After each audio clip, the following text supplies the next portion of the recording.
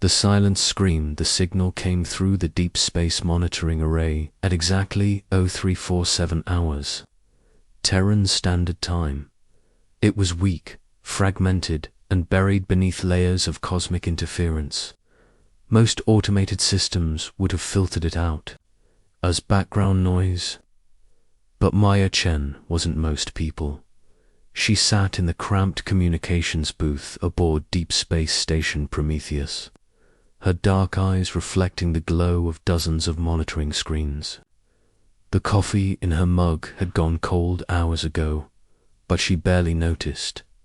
Something about this particular signal made her pause. It wasn't the usual chatter from merchant vessels or military patrols. This was different. This was desperate. Maya isolated the frequency and cleaned up the static.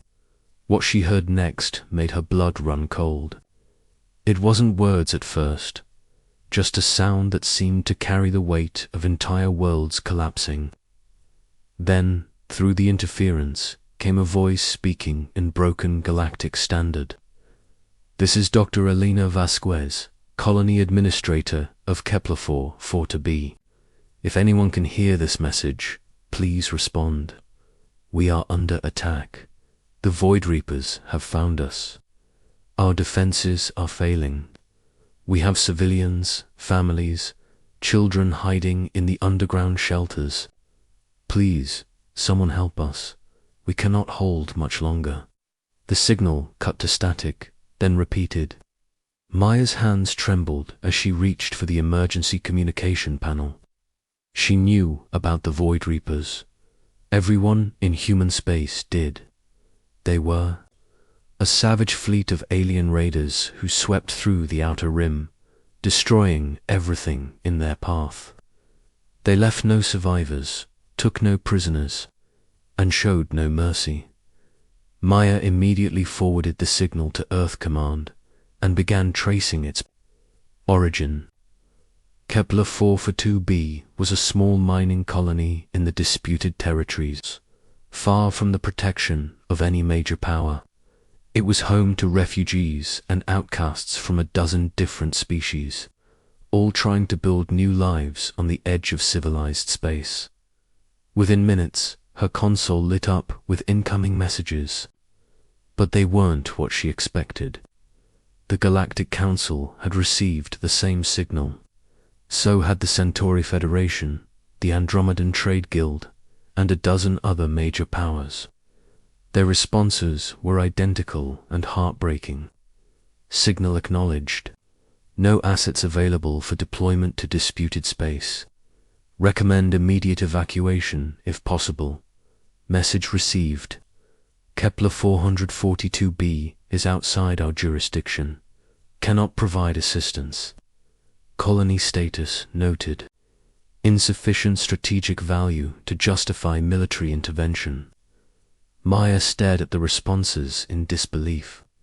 They were all saying the same thing. The colony wasn't important enough to save. The people crying for help weren't worth the risk. She thought about the voice in the signal, the desperate plea from Dr. Vasquez. How many people were down there, hiding in the dark, waiting for help that would never come? That's when Admiral Jackson Kane's voice crackled through her headset. "Communications Officer Chen, this is Admiral Kane aboard the UCS Defiant. I need you to run a full analysis on that distress signal. Get me everything you can about the colony, the threat, and the timeline." Maya's heart jumped. Admiral Kane was a legend in the Terran fleet. He'd fought in the border wars, led the evacuation of New Geneva, and never lost a battle when human lives were on the line. If anyone would help, it would be him. "Sir, I've already started the analysis. The signal is coming from Kepler-4 for 2b, approximately 72 light-years from our current position. The colony has a population of roughly 15,000 beings from various species. The Void Reapers are a nomadic raider fleet with an estimated strength of 40 to 50 ships. They've been moving through that sector for the past 3 weeks, And the other powers, what's their response? Maya hesitated. Sir, they're all declining to intervene. They say the colony is outside their jurisdiction and not strategically valuable enough to risk military assets. There was a long pause. Then Admiral Kane's voice came back, cold and determined. Officer Chen, patch me through to Fleet Command. Priority Alpha. And keep monitoring that signal. If Dr. Vasquez is still broadcasting, I want to know about it.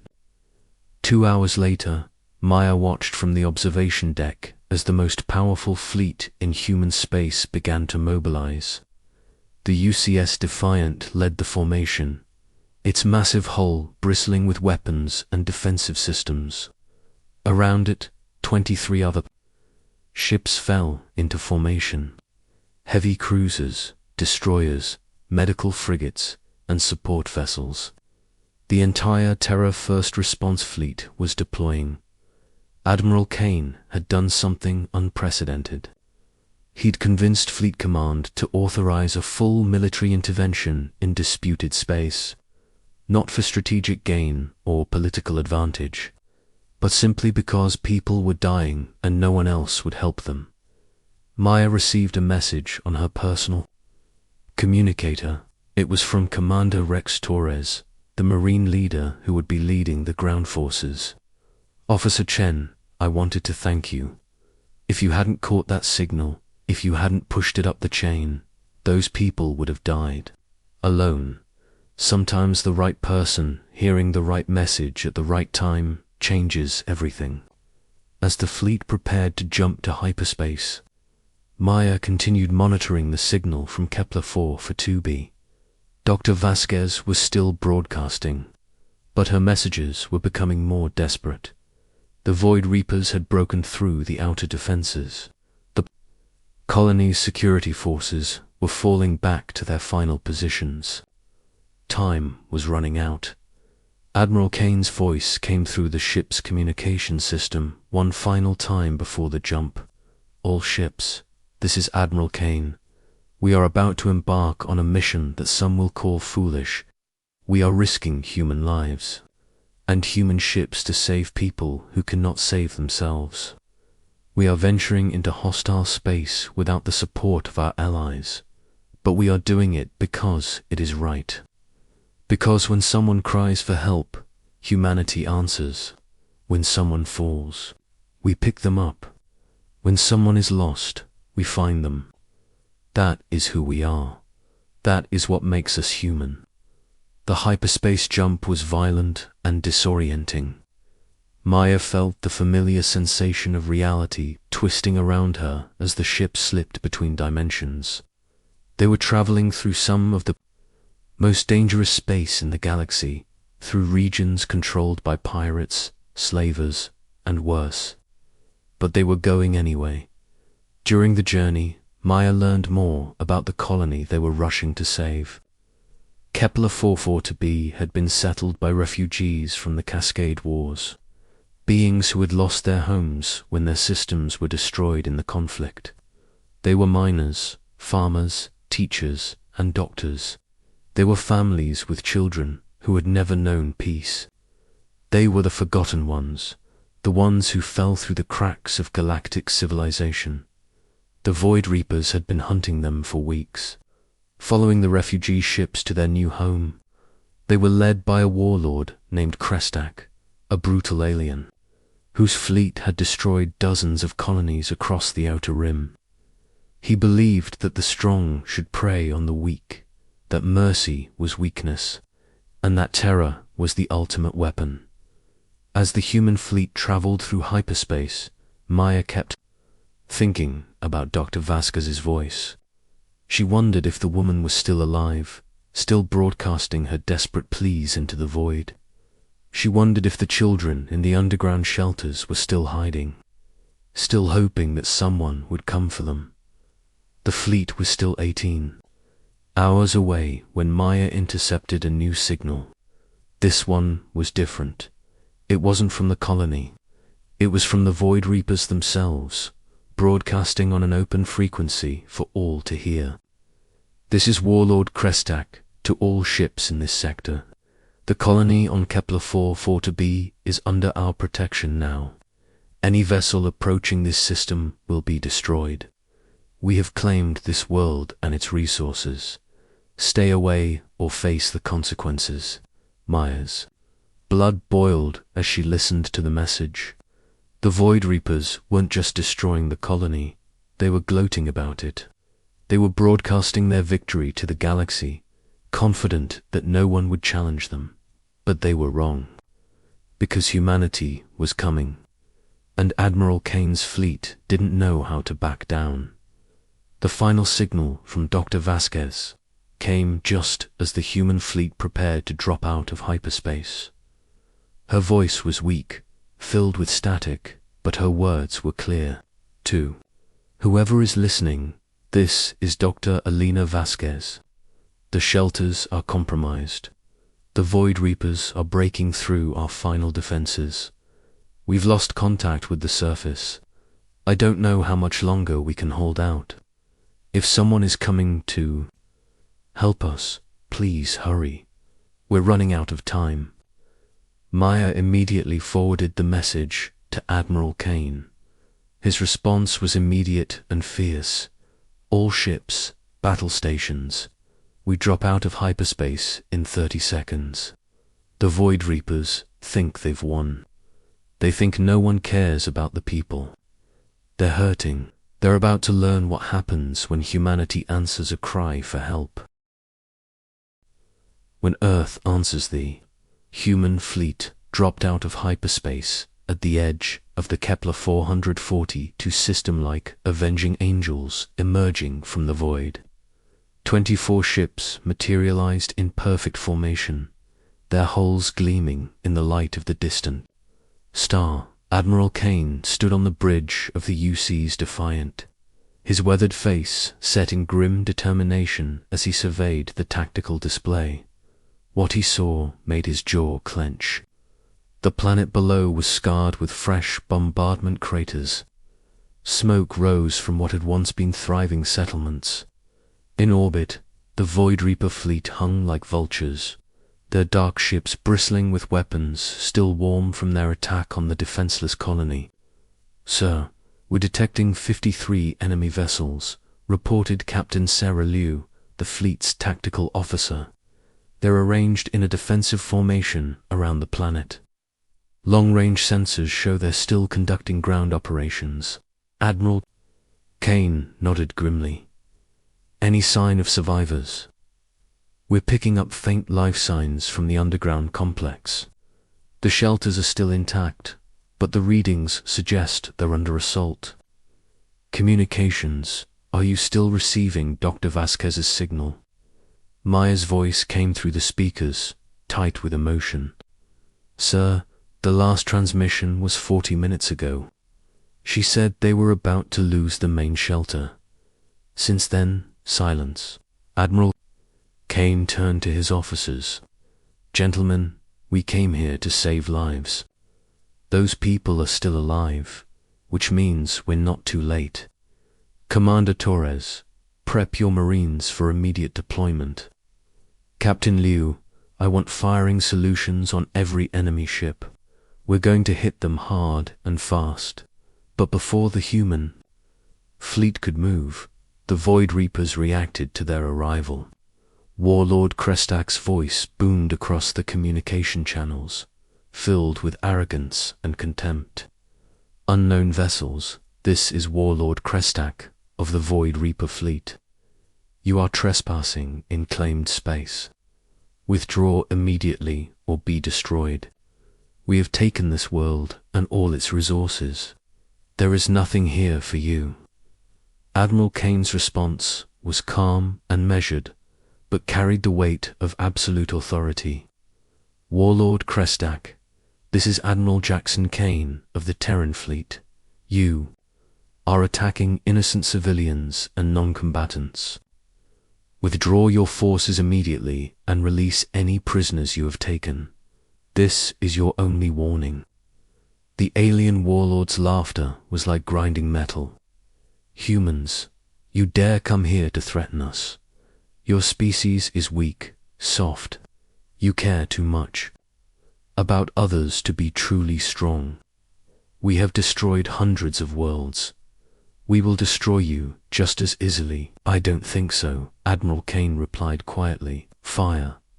The battle erupted across the system in a display of violence and precision that would be remembered for generations. The human fleet moved like a single organism, each ship playing its part in a deadly ballet of destruction. The Void Reapers had expected easy prey. Instead, they found themselves facing the most advanced military force in known space, the UC. Defiant led the charge, its main guns opening fire on the enemy flagship. Streams of plasma and kinetic rounds tore through space, striking the Void Reaper vessel with devastating accuracy.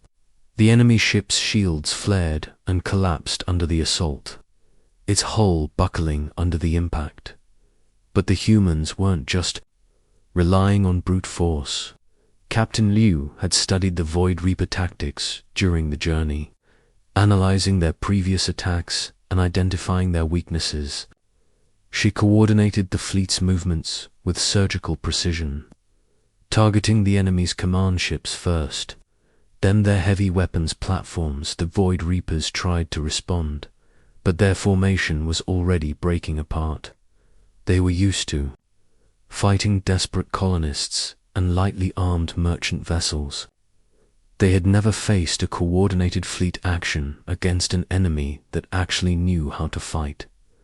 Lieutenant Marcus Webb led a squadron of human fighters in a daring assault on the enemy's orbital platforms. His ships darted between the massive Void Reaper vessels, striking at their weapon systems and shield generators with pinpoint accuracy. The enemy's return fire was savage but unfocused, their panic beginning to show. "This is Flight Leader Webb," came his voice over the communication channels. "Enemy orbital defenses are neutralized. Marines, you have a clear path to the surface." Commander Torres and his Marines launched from their dropships, racing toward the planet's surface in heavily armored assault craft. Their mission was simple: reach the underground shelters and extract every survivor they could find. The Marines landed in the ruins of what had once been the colony's main settlement. The devastation was complete. Buildings had been reduced to rubble, streets were filled with debris, and the air was thick with smoke and ash. But Torres and his men pressed forward, following the signals from their sensors toward the underground complex. They found the entrance to the shelter network just as a group of Void Reaper ground forces was preparing to breach the final defensive door. The aliens were massive, brutal creatures armed with energy weapons and explosive charges. They had been systematically hunting down the survivors, showing no mercy to anyone they found.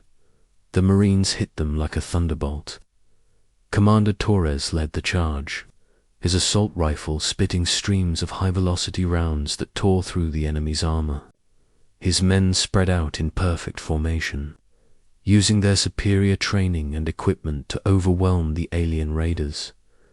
The battle was brief but intense.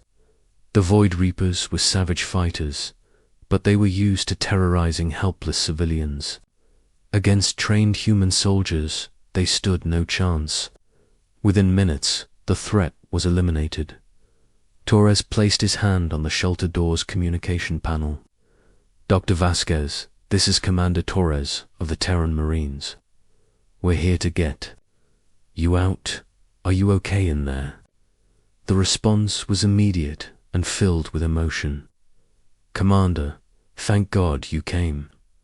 We have 347 survivors in here, including 62 children. Some are injured, but most are stable. How did you find us?" "A friend of ours heard your call for help," Torres replied. "We don't leave people behind, not ever." Above in orbit, the space battle was reaching its climax. The Void Reaper fleet was in full retreat, their formation shattered by the human assault. Warlord Krestak's flagship was burning, its engines failing as it tried to escape the system. But Admiral Kane wasn't finished. He opened a communication channel to the fleeing enemy commander. "Warlord Krestak, this is Admiral Kane. You're not leaving this system until you answer for what you've done here. Surrender now and you'll be treated according to the laws of war. Continue to resist and we'll finish what you started." The alien warlord's response was filled with rage and disbelief. "This is impossible. You humans are weak. You cannot defeat us." "We just did," Admiral Kane replied calmly. "The choice is yours." The Void Reaper flagship's weapons powered down. One by one, the surviving enemy ships followed suit. The battle was over, and humanity had one dot down on the surface. Dr. Elena Vasquez emerged from the underground shelters, blinking in the smoky sunlight. She was a middle-aged woman with silver hair and tired eyes that had seen too much suffering. Behind her came a stream of survivors, beings from a dozen different species who had been given a second chance at life. Commander Torres approached her with a smile. "Dr. Vasquez, I presume." "I'm Commander Torres. We've been looking forward to meeting you." She stared at him in wonder. "You're really here? You actually came? I thought no one was listening to our signals." "Someone was listening," Torres replied. "And when humanity hears a cry for help, we answer, every time." The evacuation took 3 days.